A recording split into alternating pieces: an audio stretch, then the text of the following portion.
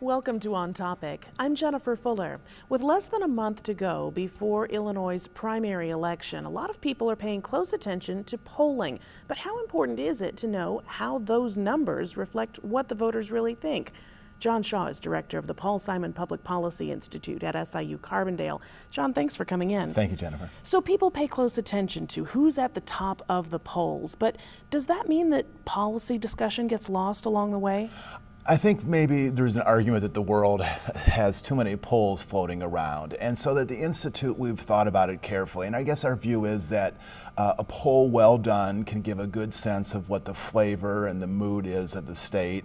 Secondly, it can provide a really important, useful tool for scholars who are trying to look at longer term trends. And third, candidly, it's a way of kind of branding the Institute and getting our name out there. So I think for our view is that they can be done in a way that is helpful to the public, but we're not urging policymakers to only look at polls as they make their decisions. You had some polling come out this week that specifically looked at Southern Illinois and what they were thinking when it comes to top levels of government here in this state.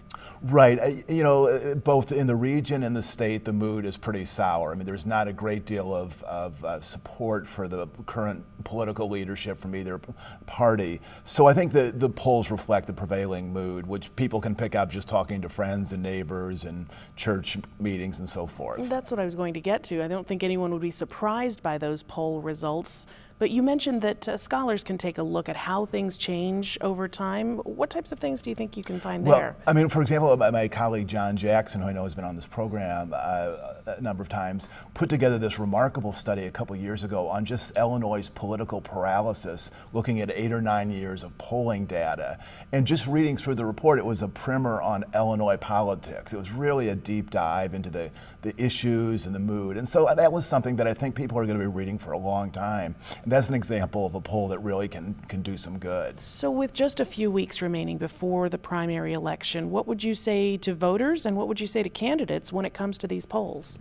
I would say that, I think voters can get lost in all the polls, and I think maybe it's good to kind of set aside what the big numbers are and just decide if the candidate is speaking to their particular issues. And I think candidates need to, be statesmen, step up and do the right thing and not worry so much about the day-to-day shift of polls. And you can find more information on the Simon Institute's polling by going to their website, paulsimoninstitute.org.